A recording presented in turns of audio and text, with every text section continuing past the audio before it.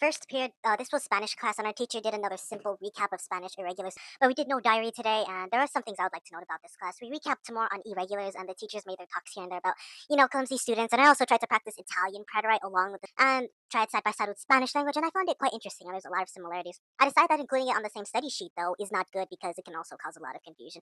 Spanish preterite irregulars are already pretty terrible, and I don't want to memorize them. I always prefer haber plus past participle, just like Italian would do in its past tense, but it's gonna be a little bit of a nightmare, I'll be honest. So here we go. Another funny moment is a surreal painting moment where a teacher tried to defend his drawing of a slipper to name verbs that change within the third and sixth form, but the student criticized it in a pretty funny way, and they all had an interesting argument, even though the surreal painting was just a cover for bad drawing. If you think of it like that, if you draw a verb conjugation chart like they'd always do, like from yo to el, and then nos, vos, ella, and then if you draw it from L to AO, so you'll make like a little bit of an oval shape, but that can theoretically be the slipper.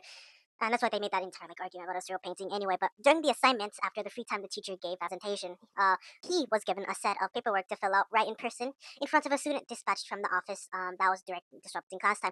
I apparently heard that the teacher has to do paperwork during the class because he apparently marked someone absent, but there was some confusion about sports and events that the student attended, at least from what I see in my view. Now, I can view that the school office is definitely giving my first period teacher a mess of paperwork, and that is protected by free speech. They both jokingly had a word laugh about it because the student who was dispatched from the office, he wasn't really in it either. Let's be honest. Like he didn't want to waste time, like either having to do this, having to.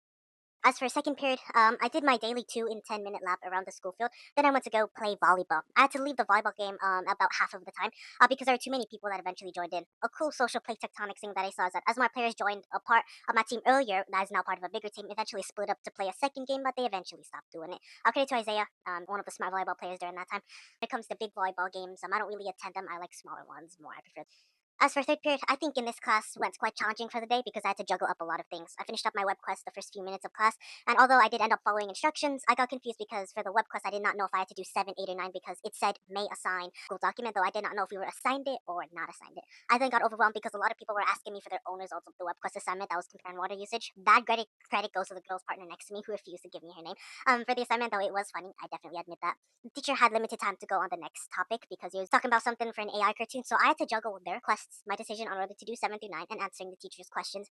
But luckily, I was able to pull through, and I realized the AI cartoon was due Friday. He led us all on a ramble for us on how to make a script and how to refine that script, then post that script to an AI generator, refine it more, and then turn it in on Friday. So I'll definitely be working on that. The teacher was also making people answer right on the spot, especially with their ideas of the AI cartoon. And their group, a lot of groups were also made to answer right on the spot. So I was also under stress too.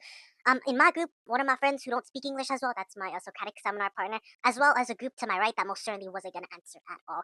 And I was the odd boy out on that spot, so I quickly said that we'll say the rain droplet as a mini superhero on a journey against the cycle, quote unquote, just to come up with it right on the spot. The teacher then briefed on AI and talked about its inaccuracies, but I was able to finish up the web quest assignment and then before starting the script for the paper and then turning it in right at the end. History class, we did more notes about Japan's defeat and how the US won using Nagasaki and nuking Japan to avoid a war and using an invasion. And I learned how the plans in the US had versus how the Vice President, once knowing of the nukes and the Manhattan Project, changed up plans completely. I learned how Japan specialized in car making such as Toyota or Lexus as a result of drastic economic change as a result, and the Allied occupation of Japan and the complete reform of its government then. During note taking, there was a random call for student achievement, and apparently I have a GPA of over 3.5, so there ain't much to do with a paper that I got. But I'll just post it on clouds for my Instagram, even though I gotta steenify some things. Oddly enough, the students dispatched from the achievements office said, like, dang, how are they passing? I'm failing so many of my classes.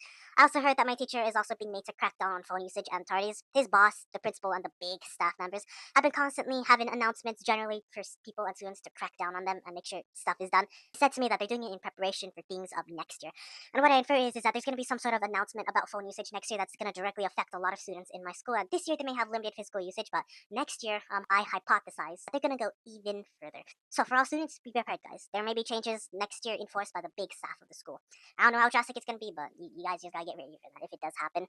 For lunch period, I waved to a random friend from PE class, and most of the time after, I enjoyed a yogurt bar and a protein bar, and it went fine. My two friends eventually came, and I talked about like an old fidget spinner and their trends back in like 2018. And blah, blah. I don't really have much to know here. If you guys do want to see an old fidget spinner video of mine that I did like back in January, I'm gonna link this in the video's description. No, as for fifth period, I bet 25 cents today, and good enough, nobody was late today, and everyone was here except for the absent people. And during the no red ink time in the first few minutes of class, some kids spammed like cashier noise, Chromebook, and the teacher made them shut up for a while, but the boys always chuckled. They always laugh about stuff like this. These boys are like a free cashier of laughter. They always make a boring day somehow eventful, and forcing me to log the event because it's still something that makes me a little happier. And I argue that even on boring days, something always happens. Thus, no day is boring. I'm just being down at that point. I'm just being the one who's being sad. The teacher said to the boys again, to whom one of them who was playing games, instead of doing his no red ink assignments, saying like, "But teach, I'm not playing. Here's my computer tabs." The teacher countered with, "You just close that tab up. We're not stupid." And they all had another laugh again. Those same boys went on another ramble about "Hello, Stephen," making fun of him for that. And my teacher also complained about my brother, who was a sub last Friday, and how the attendance sheet last week was inconsistent with their computer's database, and how some students have inconsistencies whether they were there or absent or excused due to sports. Other students said a girl in my row was absent last week, but I think on fifth period, at least the log that I did last week, Friday, I think she was there. I mean, I think I did talk about her, but she wasn't absent, unless I'm wrong again. I'm just mixing a bunch of days together. As for notes that we rarely do in this class, our teacher assigned us a Google Slides list about World War One, World War Two, and the role of Germany's camps and why they eventually led to its liberation. During the period, I did scramble to do the no writing assignment because I did get confused as it was talking about English antecedents and vague pronouns that I had to correct many times on the site on my computer because the nuance is very, very sharp and it's very much context dependent. For example, I got a similar sentence structure confused with "I used both bats to know its weight" versus "I used both bats to determine their weight." And both of these are correct grammatically, but context is needed. Antecedents and pronouns need to match, and even though someone might get it in spoken form, I need to be really sharp when it comes to the grammar side here. So I got confused with this and delayed a little bit of my time. But one funny joke that, as I was doing no writing, that I did say out of all of the others that I see, one is that one of the problems, it said, quote unquote, "She tells a joke to the lemon trees every day, so its fruit doesn't get sour," quote unquote.